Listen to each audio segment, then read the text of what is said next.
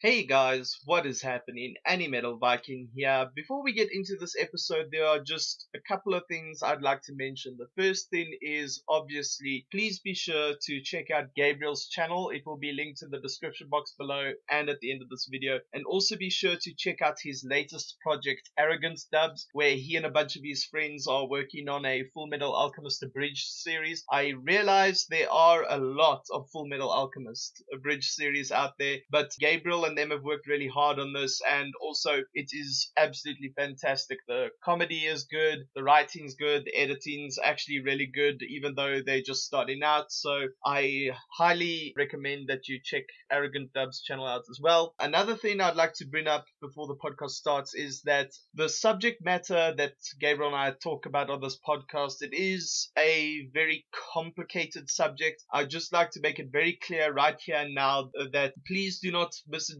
anything we say in this podcast as us being 100% for piracy or something like that.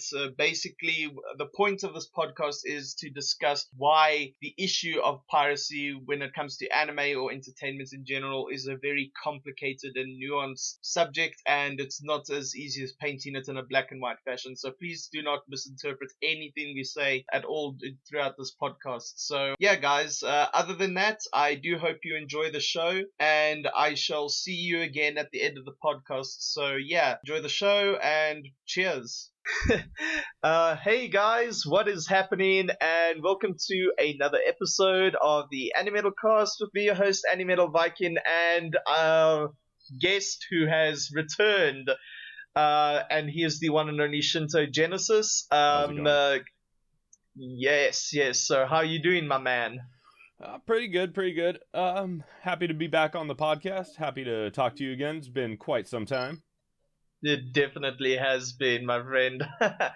Okay, well, guys, we originally had a different topic lined up, but due to unforeseen circumstances, we are going to be talking about a topic I originally intended on talking about several months back, but still has some relevancy in light of the net neutrality situation that's going on in the States. So, yeah, and that is anime and piracy. And There was a huge debacle about this after Digibro, a big anime YouTuber, for those of you who don't know, he made a video explaining how he would like to pay for anime.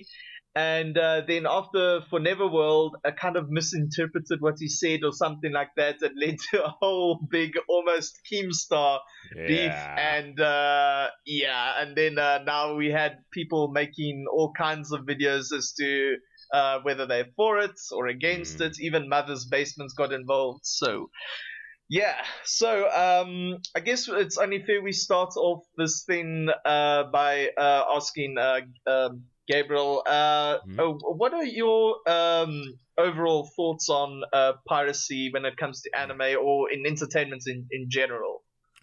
Well, I think that's kind of a bit of a tough water to tread because it's nuanced. It's not like, oh, I think all piracy is good or I think all piracy is bad. I think some piracy is fine and some piracy isn't fine. For instance, if something is unlicensed, you can't watch it on Funimation, you can't watch it on Crunchyroll, you can't buy the DVD. Like, if you just can't find this damn show that you want to watch, then really what other option do you have but to pirate? That's just common sense to me. The whole thing is about common sense to me. If you can watch it on Netflix or Crunchyroll or Hulu and you can afford those subscriptions, then do that. I mean, there's no reason not to. If you can afford it, it's not going to break your bank. Then that's fine. But the thing to me is you shouldn't have to buy an entire DVD set or an anime just to know if you're going to like it. Like that, to me, I don't want to give my money to something unless I know it's something worth giving my money to. It's common sense to me. Like if I had to buy the box set for Akame ga Kill or No Game No Life to figure out that I hated them, I would have lost my goddamn mind. Like and I know that's probably divisive, some people like those shows, but I don't. And to me, I mean, just replace that show with the show that you dislike, Imagine if you had to buy that DVD set just to know that you don't like that show. That's how frustrating that is to me. So in some instances, piracy's fine, I think. If you really can't afford a subscription service, you can't afford Crunchyroll, and Netflix doesn't have it, then you don't have a lot of other options. A lot of people who are like, oh, piracy's completely bad and you need to support the anime community no matter what. Those people, I feel like they don't have the money issues, or if they have ever had the money issues that some of us do have, and some of us have had to have, they don't remember it all that well. Because under those circumstances, it's very difficult to be able to watch a show, or, to be in the loop on certain things, because you don't have the money to do so. But at the same time, if you do have the money, like every anime series that I've ever loved, I own on Blu-ray or DVD if they didn't have Blu-ray. So when you can support it, and when it's something you want to support, absolutely support it, because that's how they're going to learn. That's how the anime industry is going to be like, okay, here's what people like, and here's what we should be making more of. By you buying the stuff that you actually like. You shouldn't have to buy every fucking thing like Arcada does for his reviews and things like that. You really shouldn't. That shouldn't be forced upon you. Instead, you should only buy the things you support, because that means those things are probably going to get more seasons, or you're going to get more things like them. But you shouldn't have to be forced to buy every single thing, whether you support it or not, just to know whether or not you support it. That's what's frustrating to me. Yes, I actually fully agree with you there, because also another thing that tends to push piracy as well is sometimes the legal services themselves, because that's something that Digibro actually pointed out. Like, he pointed out maybe where are the funds that are going to these services going. That's one thing to bring up. Or if that's not the case, it's just the general service they provide. Like you say, it's not just the licensing. It's sometimes things like the entire community was talking about that whole thing with Amazon's anime strike, where in order to access all those shows, you got to pay for the regular Amazon account and then some. And then I think it's $15 on top of Amazon Prime, which is like 70 or 75. Yes, and then you got Netflix, which for a binge watcher like me, because I binge watch all my anime. I'm one of those few who doesn't watch stuff per season unless it's a show that's like like a drug, and I'm like, oh, I gotta watch the next one, like right. this like the Ancient Magus Bride at the moment or something like that. But other than that, I'm not much of a guy who watches per season. So Netflix's whole thing of, oh, we'll wait till all the episodes are out and then release them, it's okay for me, but for the community as a whole, it really isn't. So I can see why they would go to a site like Kiss Anime or any of the other ones out there. And like you said, piracy, like some forms of it is okay. I agree. Some forms of it is not okay. And I guess you could say it's kind of sort of in a way like a necessary evil for entertainment in general, because sometimes, like as you say, the licensing, like for example, a common example everyone will point to, even all the other YouTubers who've made this a point to, like the original Neon Genesis Evangelion, the original series, like. No one has the license for it at the moment, and if you want to get the DVDs, you have to go and pay like a fortune for the original DVD releases. So obviously, if more people want to see Evangelion, and obviously Evangelion's a classic, everyone still talks about it to this day, despite the rebuild films, then of course it's a site like Kiss Anime is a necessary site to use, and or shows that are good, like they really genuinely are good, but aren't for everybody. Like for example, Technolize, I mean, I've been on so many websites, like yes, you can get Technolize on DVD and stuff, but like they're so few copies, or that's not the case. You have to do, because it's like an old anime came out years ago and stuff, you have to pay a fortune and blah, blah, blah, and then if you live in a country like I do, like South Africa, and you only have like one or two shops here that actually, bring stuff in and sell it. It's usually only the latest stuff, or stuff from maybe 2-3 years back, and you'll be very Right. lucky if in the bargain bin you'll find something secondhand that someone owned,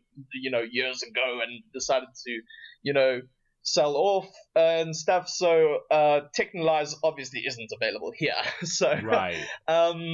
yeah. And to So go back like, to Ava, actually, I bought Ava years ago when it was like $40 for the platinum box set. I think ADV was distributing it at the time, and I got really lucky. I didn't know how lucky I got, because now my buddy wanted to watch Ava, and he lives in a different state, so I couldn't just like give him my box set or whatever. So I was like, oh, yeah. okay, well I'll help you look it up, see if we can find it. Like $200 for the box set minimum. And that was for like a not very good condition one. And that's the issue. Like, not everybody can drop $200 on a box set. Not, it's not being distributed anywhere. I don't think it's on Crunchyroll. I know it's not on Netflix or Hulu. So it's like, if it's not on any of these legal sites, like, what other option do you have just to not watch it? I know there are some people who are so stringent, be like, well, you just can't watch it then. That's because it's wrong and because it's illegal and this and that. But like, okay, that's their prerogative to believe that, and that's their prerogative to live their life that way, but you can't force that on other people. That's like trying to force your belief structure on somebody, your sense of morality.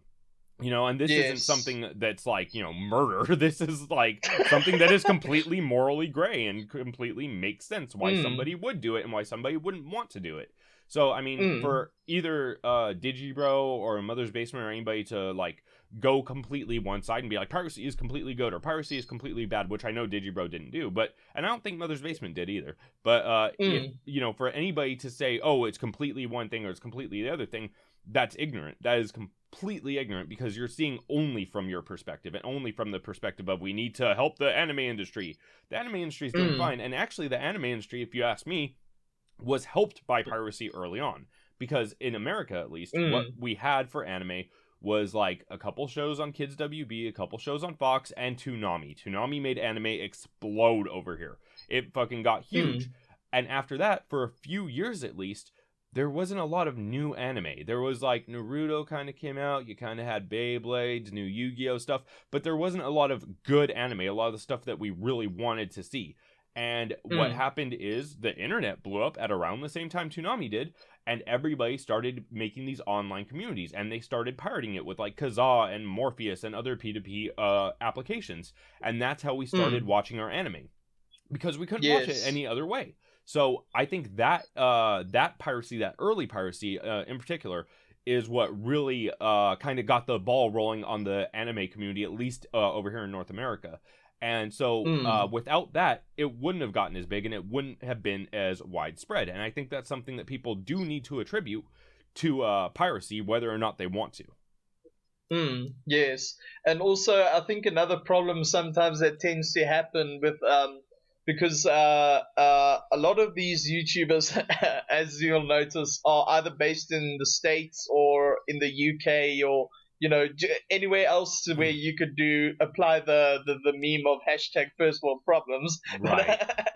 But yeah, in a country like mine, like South Africa, like there are anime fans here. There are obviously, because of my channel, there are metalheads here. Yes, there are these communities here, but it's so small here, and most of the reason behind that is because of the huge amount of censorship that took place during the apartheid years. So, like, for example, in the case of metalheads, if they caught you so much as wearing an Iron Maiden t-shirt or something, they just literally, the Christians here would rip it off your back and throw it in the fire and burn all your records or whatever it is you had. That's why metal music never had the opportunity to grow.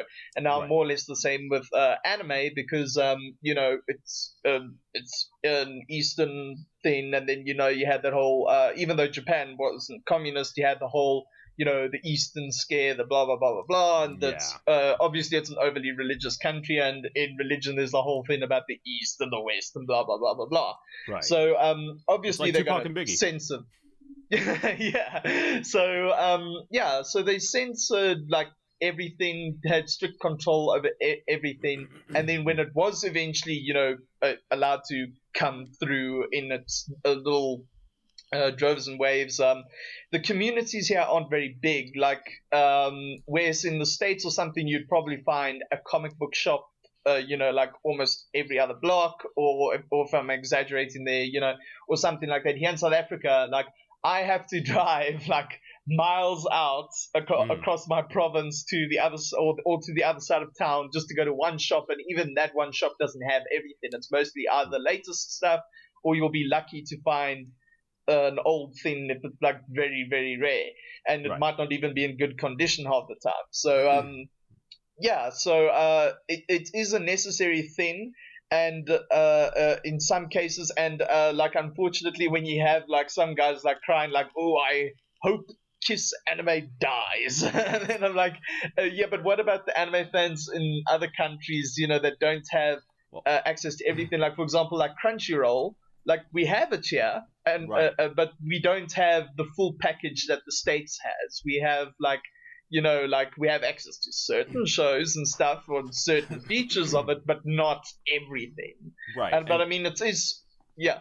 I was just gonna say, I think the thing about Kiss Anime and websites like it, that I don't even really want to specify the website name, because I feel like that's giving it promotion, and I feel like when you do that, people like lose their goddamn mind. But like, you can't even talk about certain things without people going, oh, you're promoting. It's like, shut the fuck up. But yeah. Like, okay, so the thing about various websites similar to that is that they are providing a service, and the thing that a lot of the people that don't like them criticize them for is that they get paid for this service due to ads, and they run a lot of ads. Let's be real.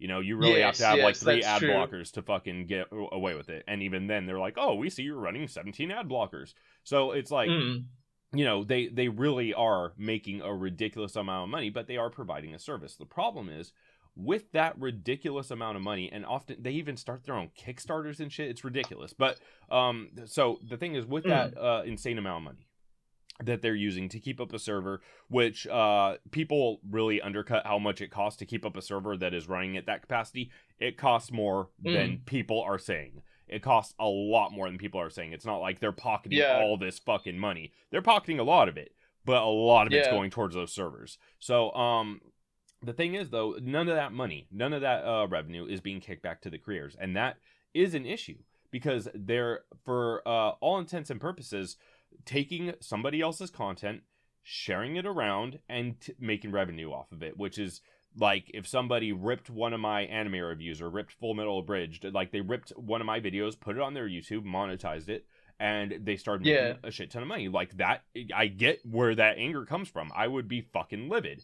And that's happened to me before, actually. People have ripped my reviews and put it on their shit. So I get where that... Oh, yeah. So I get where that comes from. And that's definitely an issue. But at the same time, you've got to look at it from both sides, I think. Yes, that's an issue. Yes, it takes away from the anime community. Yes, it takes away from the creators. And that fucking blows. But at the same time, there are hundreds of thousands of people that cannot afford to get Crunchyroll and Hulu and Netflix, and you need all 3 of them if you're going to watch, fucking everything, and even then you can't watch everything on all 3 of them.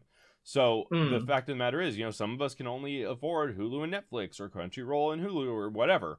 So the thing is, those people don't have a reliable way to watch anime in the way that the rest of us, might or might not, depending on, how much income you have. So those people do need a service to watch, like you said, things like Evangelion, things like Technolize. They need a place to watch that stuff, because there's no way they're going to be able to drop hundreds of dollars on the DVD box set if they can't drop, $15 a month on a service. Like, it doesn't fucking track. You can't do it. So, it's providing a much needed service, and it's providing a service that I think people also undercut the goodness of that service, because by watching something on Kiss Anime, you might not be able to afford Crunchyroll and Netflix and Hulu, but you might be able to save up to afford a $40 box set. And so, you sit there and you watch all of Full Metal Alchemist for the first time, because you can't afford Funimation or whatever. So you watch all of Full Metal Alchemist for the first time on Kismet, and you're like, oh my god, this is the best fucking show I've ever seen. And then you drop that money on the DVD box set, and that does go to help the creator, and it goes to help them more than actually purchasing a subscription to Crunchyroll does, if you think about it. I mean, they're getting more of a kickback off of a DVD set because it's $40 profit as opposed to $15 a month that is split between however many fucking companies, and then that trickles down to the creator eventually for a percentage of a penny. So and especially since Japan's business model for anime still relies mostly on DVD and Blu-ray sales as opposed to Crunchyroll subscriptions and stuff, and merchandising, and merch, but can't forget all the sick merch, eh? Yeah, right.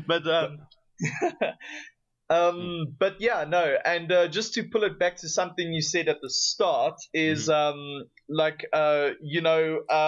if you want to check out, a show, if it's worth purchasing, it's not, because there's nothing worse than, buying something and then you're dissatisfied with it and it's not to your liking, whatever. And then, even if you go refund it, you don't get the full refund back.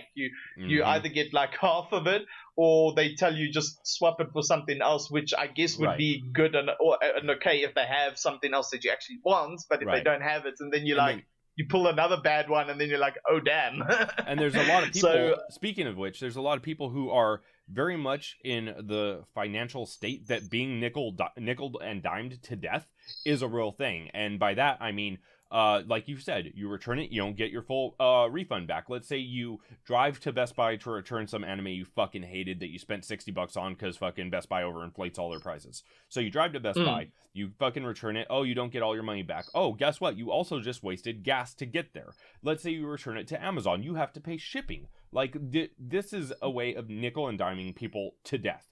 People can't always afford $10-15 more than what they originally spent just to get their money back. Like, I know that seems like a very menial amount of money, for people who have steady jobs, for people who are doing the grind.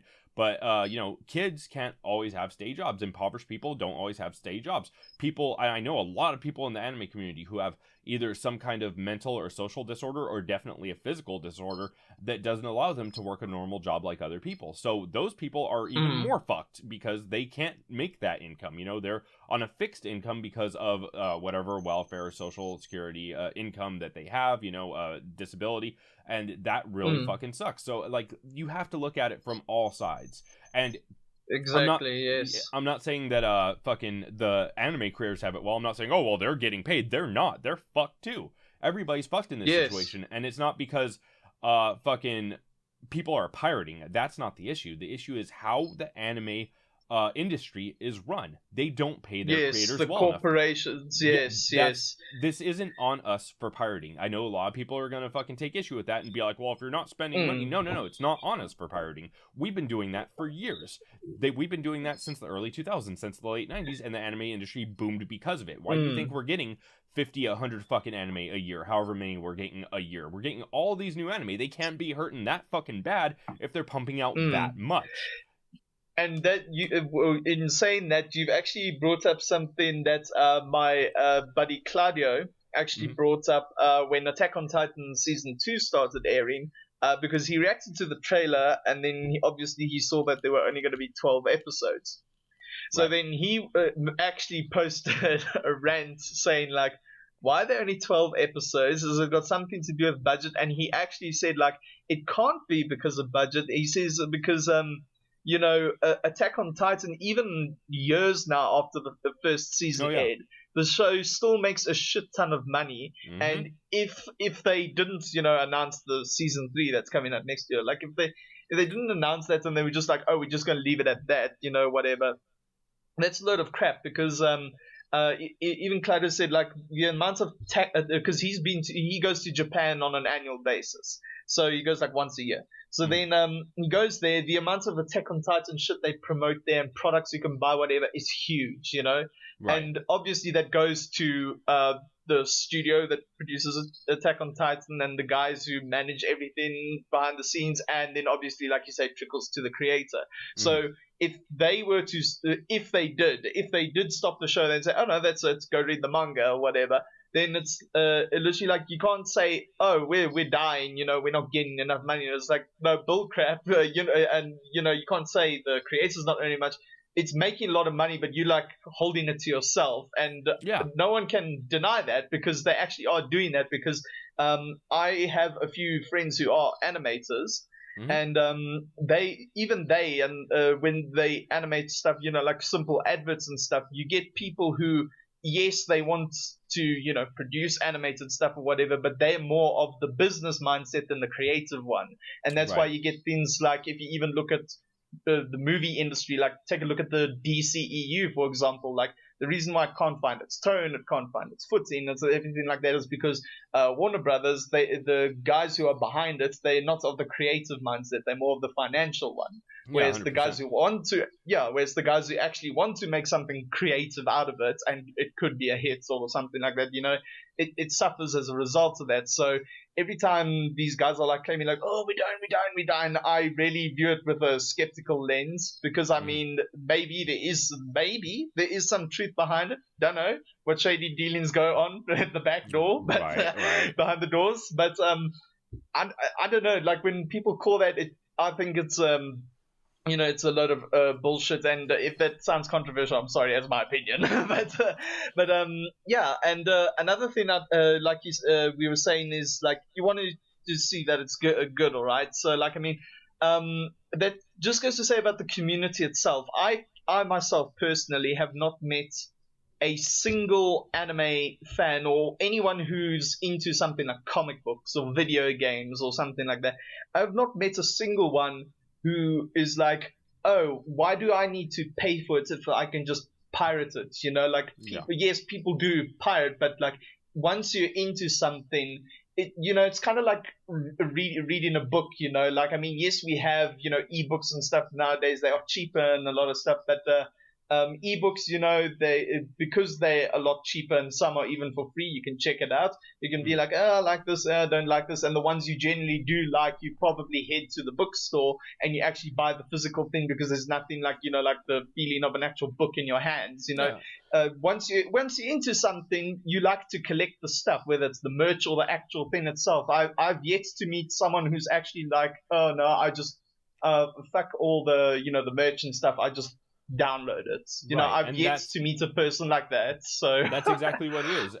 The people who are super anti-piracy, a lot of them make it seem like this is what the pirates, quote unquote, do. That they just watch stuff, they just consume, and they don't pay for anything, and they're just leeches on society. Like, it's like, that's how they make it look, and that's not how it is at all. It's just, some people are in that financial situation, and some people maybe don't want to pay for Crunchyroll, or don't want to do this or do that, but they'll buy the things that they do enjoy, and they'll buy the things that they support. You shouldn't have to support everything.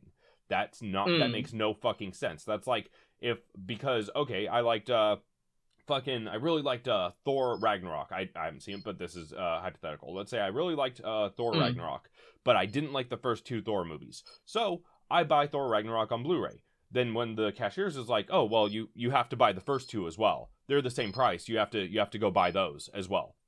Why? Yeah. That's basically what you're telling me, is that because I like one thing in a genre, because I like one anime, whether it's related to the others or not, I suddenly have to pay for all anime. I suddenly have to fucking support all of it with my money and put myself into debt just in order to know what I do and don't like. That's fucking madness. That makes no sense. So yeah, that's the frustrating conundrum. And I mean, those who are pirating aren't in the clear. I'm not just defending piracy here. Piracy also does in some way hinder the creator, because they're getting no kickback for it whatsoever. They're getting no money, as opposed to the couple of pennies here and there that they're getting from Crunchyroll or Netflix or Hulu or whatever. They are getting paid a check monthly. It's probably not a big fucking check, but they're getting something. With this, with things like Kiss, with all the other websites, they're not getting shit. They're getting completely screwed out of it, and their content is being shared around. entirely against their wishes. That's why I think the best business model for an anime is Ruby. Because they sell their DVDs, yes. right? They sell their DVDs at a very inexpensive cost, and they allow it to be seen for free. That's why Funimation started moving to that model. You can watch Trigun and some parts of Full Metal Alchemist for free on Funimation's YouTube. I think you can watch Ghost Stories. You can watch a few things that Funimation licenses, and they realize that that's kind of the wave of the future. Even though YouTube's been fucking up a bunch, the fact of the matter is, oh yes, you can make money off of YouTube. You absolutely can. And if the creators were to directly make their own YouTube channels, their own, well, not VidMe anymore, but their own things of that nature. Peace. Right, yeah. But their own things of that nature, they would actually be getting bigger kickbacks for their project. They, there's the way it works is when you do sign up with a production company with a distributor or whatever, you do get an upfront amount. But the kickback that you get off of the DVD sales, the kickback you get off Crunchyroll, off of the streaming sites that they allow, quote unquote, and that they are in cahoots with, it's minimal in comparison to just putting it up on YouTube yourself. You'll get a much bigger kickback, much better monetization, because you get a bigger percent of it. So that's why I think Ruby has the perfect model. They do sell their DVDs. They do sell their merch. It's actually at a lower price than you would have to pay for most anime DVDs, because they don't have as much overhead with all the distribution and all the different fucking facets of who needs to get paid. So they do it all in-house. They get a bigger income, even though they're selling less or for less. And they get all that revenue from YouTube. That's to me the wave of the future. If they want to make money, they can offer their product for free the same way Kiss does. That's why Kiss is making so much money, because of how many fucking ads they have on their service. How many ads they have running. And you can do the same thing on YouTube. Hell, you can make your own version of Kiss anime where you have your own production shit happening, and it's just running ads. It doesn't need to be a paid subscription. And that would make them more money in the long run. So that to me is the thing. It's a mixture of both. You can have it for free. You can have your cake and eat it too. You just got to sit through ads, and they have to realize that this is the way of the future. This is the way that people are going to want to consume their media. Because back in the day, back in the 90s, how many anime came out a year? 10, 15, maybe? And like two or three got popular. Like it was nothing. But now we're getting, oversaturated. 50, 100, however many we're getting a year. And why is that? Is that because they're doing so badly? Is that because piracy is ruining them? How does that make sense? How does that make sense in anybody's fucking mind that they're pumping out more anime now than ever, and there's more piracy now than ever? So somehow piracy's hurting anime. That logic does not track. They're clearly making a shit ton of money. They're just not giving it to the creators. It's not our fault for pirating it. It's not our fault because people put it on YouTube, because people put it on this or that. That has nothing to do with us. Clearly, they're making enough money to keep making anime, or else the industry would die. That has nothing to do with us. That has to do with the fact that they're distributors and that the production companies are very fucking greedy and that they're hoarding all of the money. That's all there is to it. Yeah, piracy isn't helping a lot, but piracy is a solution to a problem. Is a solution to the problem that the producers and that the distributors have made. Funimation is working their way around that. That's why you don't see people fucking going to Kiss Anime to watch Trigun and Full Metal Alchemist, because you could watch it on YouTube. Like, honestly, would you rather watch something on Kiss Anime or YouTube? Depends. But, really? it really depends the show. But I never knew Trigun was available on YouTube, so I guess it's on YouTube. I'll watch it on YouTube. But, like, as we said earlier, something, what's an example of a show that was relatively obscure? I don't know if you saw, I tweeted about it. There was an OVA from the 90s called Shamanic Princess, right? And that shit, when it came out, it wasn't very popular. But I think YouTube only has, like the first 2 episodes out of the 6. And then the rest is like, either like in A and B's a little split. So in that case, Kiss Anime, definitely. But if it's something like you say, like Trigun, if it's on YouTube, fine. Go to YouTube. Allow me to rephrase. Let's say all of the stuff that's on Kiss Anime is on YouTube, and it's all put up there by the distribution guys or by the creators. Okay, so let's say all the episodes of all the series are on YouTube. I personally would rather watch it on YouTube than Kiss. The reason being, oh, definitely, yes. There's several reasons actually. One reason is that YouTube has higher quality. If you watch it on Kiss, you're getting 720p. If you watch it on YouTube, you can get 1080p. That's one reason. That's true. The other reason, YouTube has less ads. Yeah, it'll force you to sit through some of them, but if you're using an ad blocker, you know what YouTube doesn't do? It doesn't shut down its entire service because it notices you're using an ad blocker. It keeps playing the damn video. So even if you don't want to fucking watch ads, you can block them.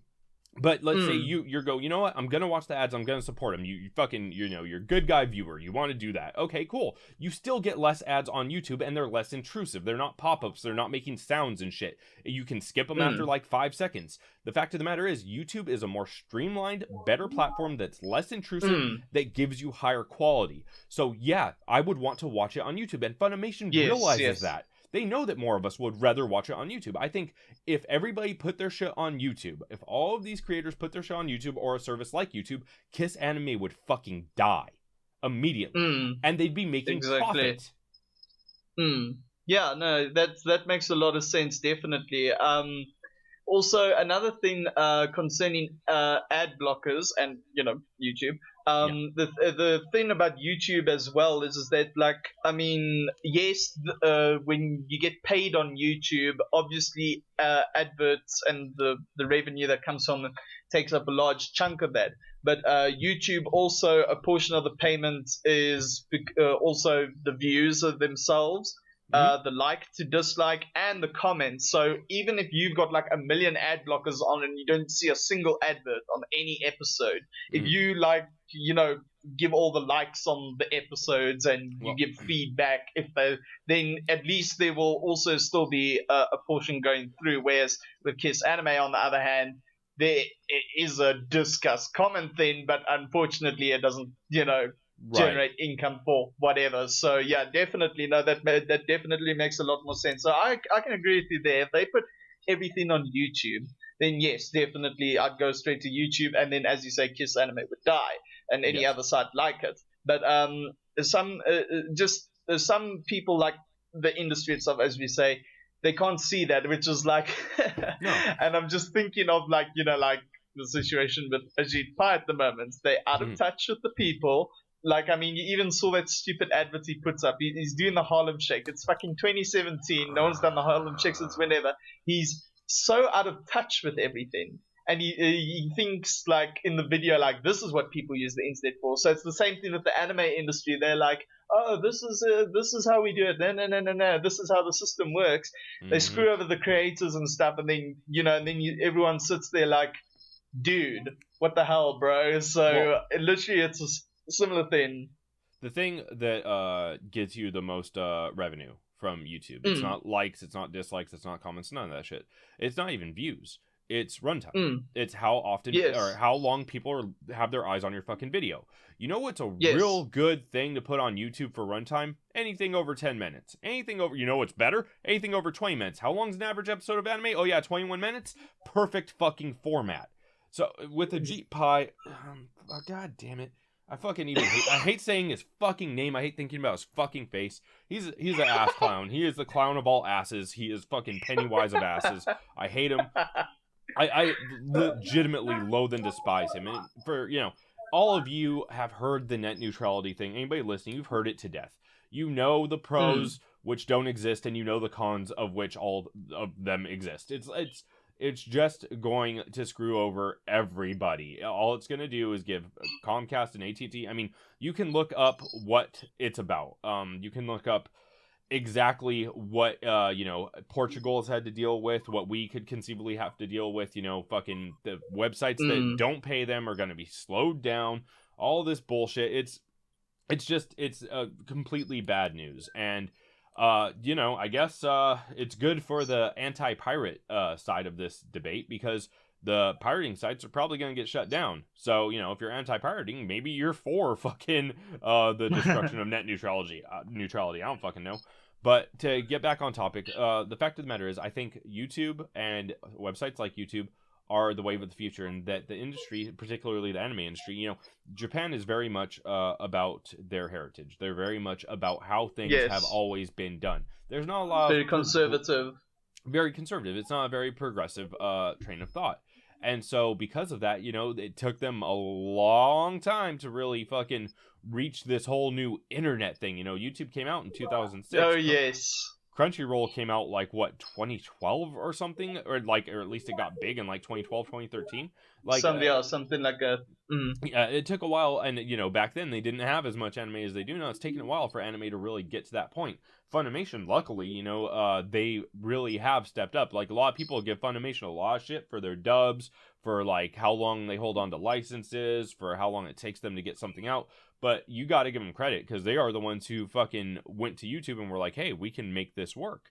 And if Funimation, can really do it, and people, start watching Trigun, Full Metal Alchemist, and buying their shit, then I think that's going to open up a lot of other people's eyes in the industry. That's what they need to do. They need to open their fucking eyes, see where their revenue is coming from and where their views are coming from. They don't like piracy. Well, then make your shit free and put it on a service that allows you to have revenue. It's just common sense to me. Common sense marketing, common sense business tactics. That's all it is. Yeah. Well, you've definitely got more of a business mind than me. But no, I definitely agree with you there. And but another thing I would like to bring up is because we have the imperfect system we have instead of the utopia that we were presented with here. So anyone listening for utopia, this is where you listen to it. But because of the imperfect thing, the whole thing that after watching Mother's Basement's video on the net neutrality thing now, and because apparently one of these companies that is part of the whole ISP FCC thing, apparently I think they own a portion of Crunchyroll or something like that. Crunchyroll could potentially, kick some of the others out of the competition if if the others decide they don't like the other one and want to get rid of the competition, blah blah blah. But on the piracy side of things, if they do decide to either slow the traffic or just straight up delete like Kiss Anime and stuff, and obviously this affects not just those, but anyone who like kind of wants to try and start a thing to try and compete with YouTube or whatever, is like again a show like Technolize or a show like Shamanic Princess or something like that.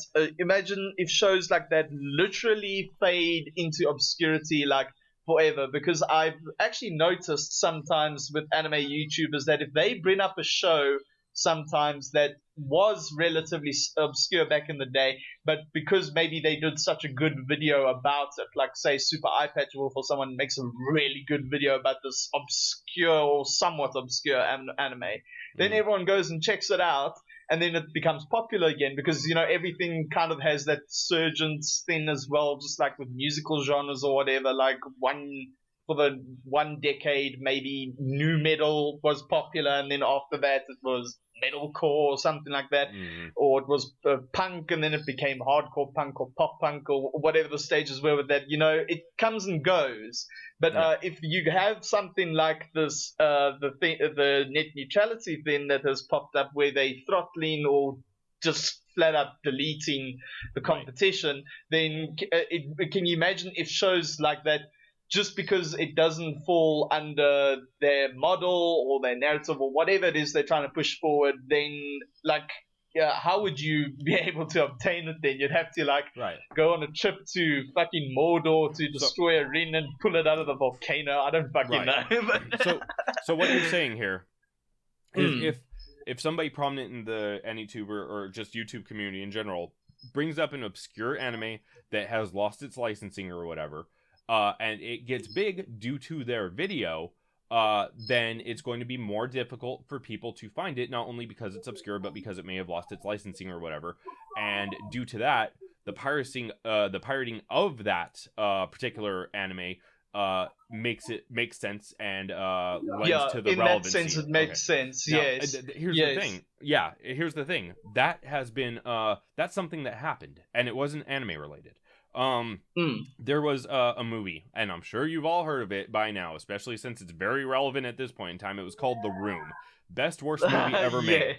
Back in the day. Oh, hi, Mark. Oh, hi, Mark. Ha ha ha ha. Yeah. Okay, so fucking The Room. Now, back in the day when it first came out, I think it was 2003. It was like I'm in LA, right? So it was like an LA exclusive thing. There was a billboard a few miles down from me that showed it. There was a couple of theaters that were showing it. Like, it was kind of just this underground thing that everybody laughed at, and it was being shown in a couple of theaters. Nobody around the world really knew about it. You know what happened to make it explode so much around the world?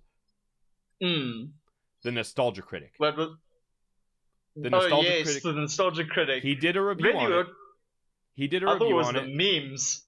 No, the memes come from the Nostalgia Critic. They come from the Nostalgia Critic and a few others that reviewed it. I think I Hate Everything reviewed it too after him, and a couple other people, Obscurus Lupa, did it before him. But the Nostalgia Critic, like even Greg Sestero, the guy who plays Mock, he fucking gives credit to the Nostalgia Critic for giving them this huge boon in popularity, because the Nostalgia Critic has always been, you know, a very large YouTuber. He's always been, you know, he's one of the OG YouTubers, been kicked off the site several times and stuff, had to rebuild himself, but his Room review is his most popular review. People fucking loved it. And because of him, that's one of the reasons, at least, that the Room got such popularity. Toonami later on also did a thing that gave it popularity, but the fact of the matter is, there was a YouTuber who gave something so obscure so much popularity that now it's turning a huge revenue, and now they're making a fucking movie about the making of that movie. Like, that is something that is very possible. That is something that definitely happens. And I think, you know, that because of that, there is proof that that has happened before. I can't remember the words I'm trying to say to fucking be more eloquent about that sentence, but there is basically that has happened before. A YouTuber has made something obscure way more popular, given it worldwide popularity, and with the popularity and the sub count of somebody like Forneverworld or Mother's Basement or Digibro, or even somebody like Misty Cronexia or Arcada, the real big boys out there, regardless of whether you love them or hate them, they have the platform that is able to give something obscure more relevancy. And the fact of the matter is, there are so many anime, so many different shows that lose their licensing, that do not get distributed anymore because they were so obscure. I think Slayers fell into that category for a time. There are a lot of things that have lost their distribution rights. And these AniTubers very much have the ability to make them relevant again. So, yeah, there is definitely an argument for piracy being a necessity when something becomes relevant again, when something gains relevancy. There's definitely an argument for that, but I think if the creators were able to distribute themselves, licensing would no longer be an issue, and therefore they'd be able to follow the Ruby form model of marketing. Yeah, the Ruby model. Thank you.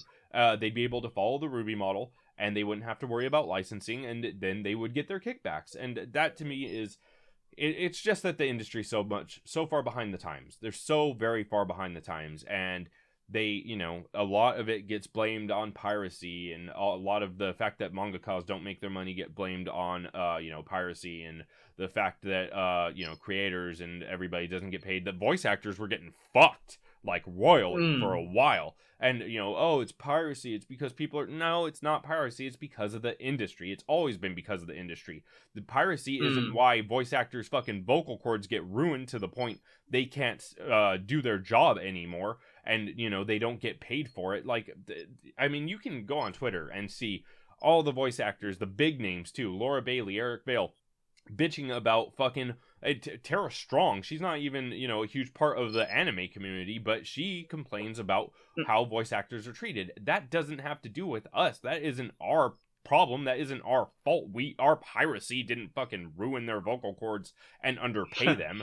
That's the industry. Yeah. The industry's corrupt. The industry's an old model. The industry refuses to grow and evolve. And if it keeps doing that, it's probably not gonna die, but it's gonna lend itself to being pirated.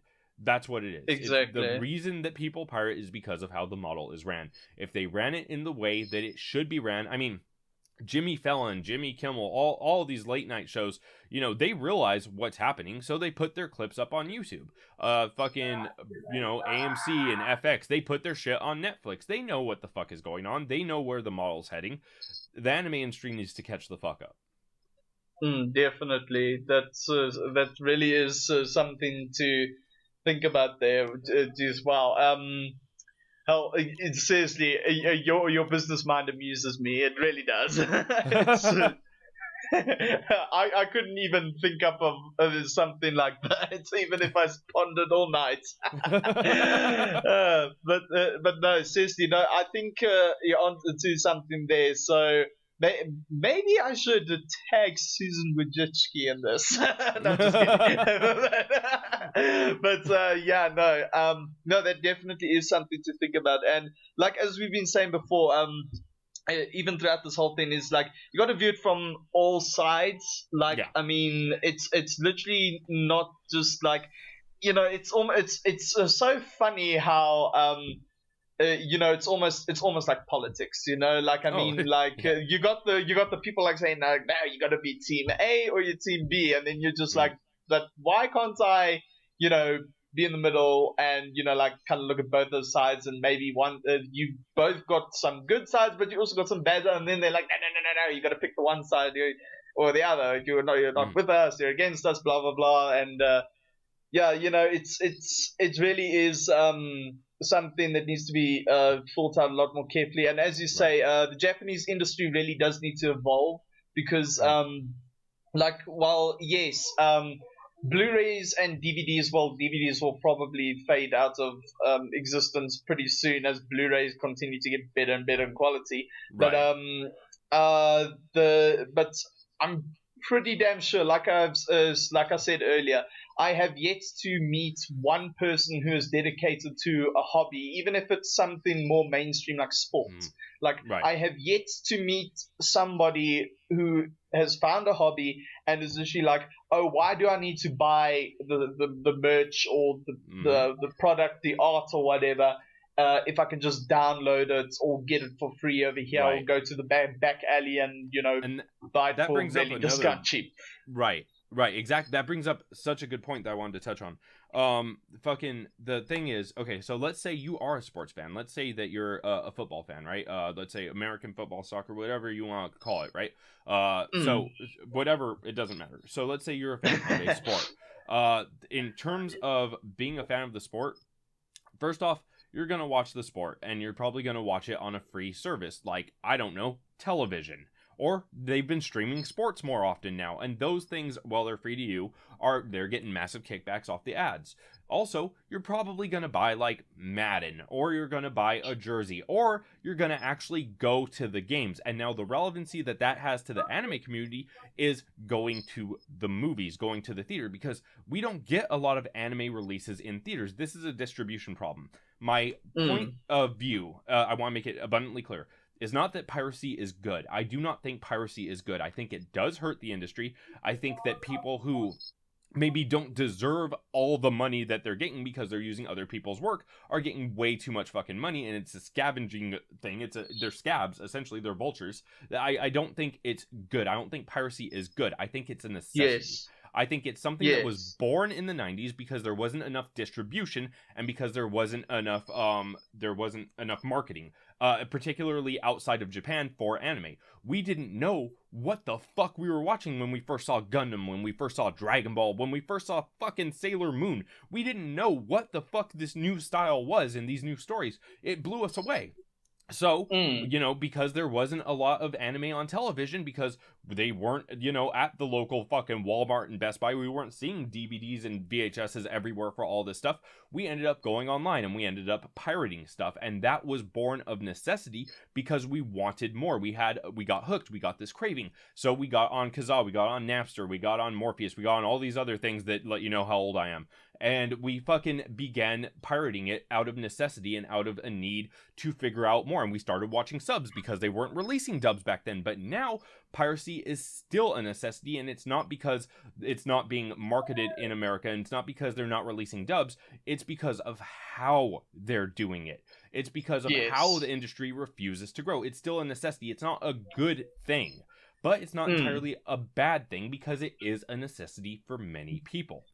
So the thing is, marketing, distribution, these things need to be thought of in a more progressive manner, whether it be online, whether it be at the movies. I'm telling you, if people if they would release more anime widespread in movies as opposed to just releasing a Sword Art Online movie out in or fucking LA and New York. Or a live action right adaptation. Well, I don't even want to get into that. That's a different topic.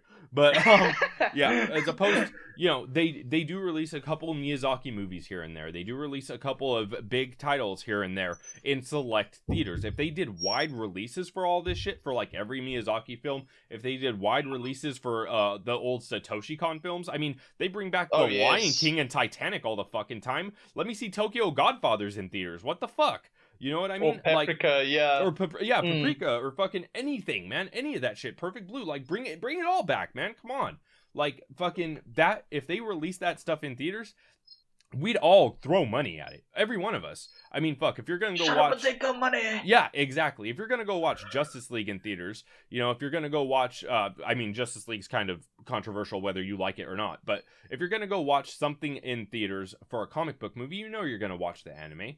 You're going to watch the anime in particular because that anime is going to do it right. An adaptation like Ghost in the Shell, Death Note, they've let a lot of people down. But if they release the actual anime, you're going to pay that money, and that money is going to be kicked back to them because that is what we are. We are fans, and fans do that. We support the things that we love.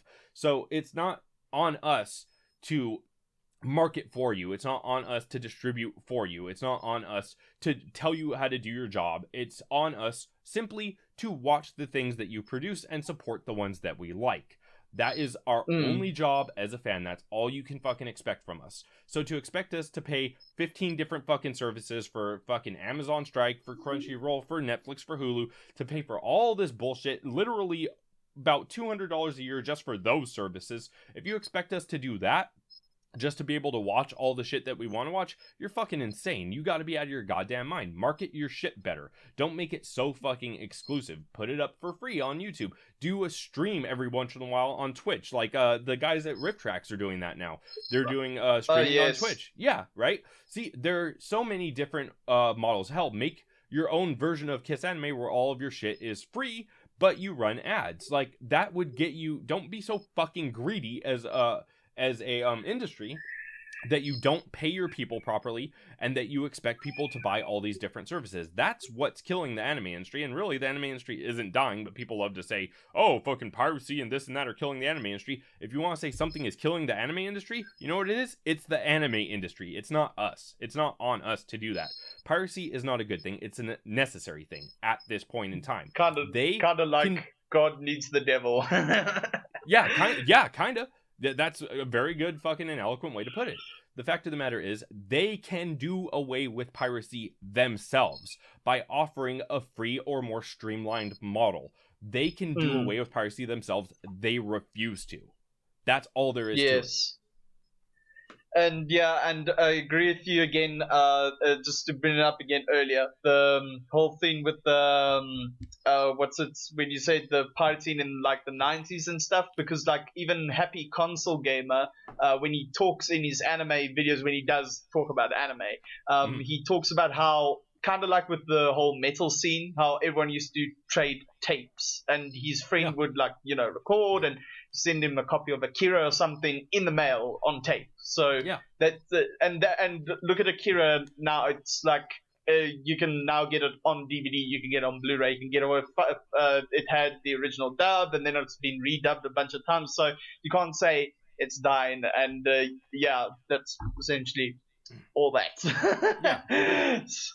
Yeah. So once again, just to once again reiterate my viewpoint, my point of view here, so people understand, I am not defending pirating blindly. I'm just giving my perspective on why I think it is relevant and why I think it's not killing the anime industry. I think that piracy is a bad thing. I think the people who run these websites are incredibly greedy, just as greedy as the industry.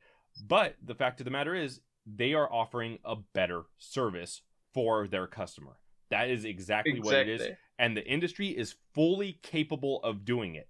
They could be pushing releases in theaters, and that's not just the anime industry. That's also, our theater industry and our Hollywood industry. But It Yes, is an yes. industry that's fucking disallowing it. So they could be pushing theater releases. They could be pushing their own websites with a free model with ad service. Like they could be pushing different, more progressive forms of marketing and distribution, but they refuse to because they're stuck in the old way and because they're greedy. So, Yes. where are people going to go? They're going to go to the service that's best for them. That it is what it Mm, is. It's always been that way and it always will be. exactly. Okay, well, let's see here. Okay, we are running out of time, but I Yes, sir. guess we've made our point. Yeah. So, anyone working at YouTube, before you demonetize my video, maybe you should listen to this man. maybe, maybe he's onto something. So, no, but definitely I can, and I have to say this, like 90% of the stuff you said on this podcast was actually, stuff that I really, was thinking about and stuff, and also like as a aspiring creative stuff myself, I tend to get very concerned about, like stuff that is, good and, whether it will fade into obscurity or not. But like we said before, we are not for piracy. We're not saying it's necessarily a good thing, but it is one of those things that until a better service is created, it needs to exist. That's Yes. until such a time you just go. There's nothing really you can do about it unless, I don't know, you decide to apply for a position at, I don't know, Crunchyroll or something, and you decide to fix the business. Or I don't know. I don't Right. know. But go out and do your thing into the business world. Put on your suit and tie, and hang around the water cooler and just like plant the seeds in the minds of the top guys over there. Something like that. Anyway, guys, thank you so much for tuning in. Please do go and check out Gabriel's channel. The link is at the end of this video, and it's also down in the description box. And also be sure to support his Full Metal Alchemist Abridged series as well. I'll leave the link to the Arrogant Dubs channel in the description box as well. So you can check that out. It's very funny, absolutely hilarious. I highly recommend you check it out. Yeah. Okay, guys. So thanks again for listening. And until the next episode, take care of yourselves. And as always, have a kick-ass day. Woo! Later. Hey guys, thank you so much for tuning in. I do hope you enjoyed this final episode of the AnimetalKast for 2017. If you did, then be sure to give this video a thumbs up, leave a comment in the comment section below, and be sure to share this with your friends. And if you are new here, then feel free to hit that subscribe button and the bell icon so that you are notified as to when I upload my videos. Also, if you'd like to follow me on social media, the relative links will be in the description box below. Then, of course, we cannot forget about our honored guest, ShintouGenesis, aka Gabriel. Please be sure to check out his channel, which will be linked here at the end of the video and in the description box below. Also be sure to check out his latest project, Arrogant Dubs, especially if you are into abridged anime series. Finally, please be sure to head over to my Patreon if you are interested to check out some of the awesome reward tiers to help me make my YouTube career. There are a ton of awesome reward tiers there, and donations aren't required, but however, if you are feeling generous, they are much appreciated. So thank you very much, guys, and thank you so much for all the love and support you have shown throughout this year. You guys are absolutely amazing. You're fucking incredible, and this channel would be nothing without you guys. So thank you so much to each and every single one of you. And all that there is left to say is a very Merry Christmas to each and every single one of you, and a happy